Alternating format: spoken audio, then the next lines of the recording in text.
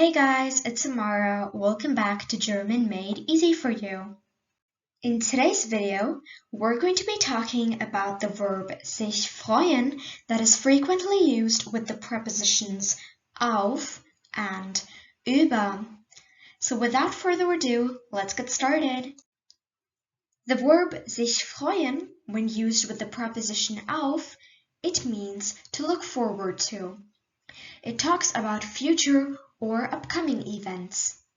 For example, ich freue mich auf die Party. Wir freuen uns auf unser Projekt. Remember that these sentences use the accusative case.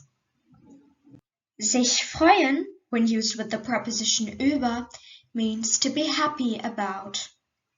It talks about events that have already come about. Sie freut sich über ihr neues Fahrrad. Sie freuen sich über ihre Erfolge.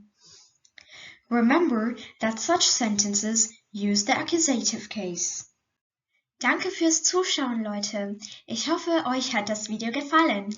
Wenn ja, klickt auf den Daumen nach oben und abonniert meinen Kanal. Bis dann, tschüss!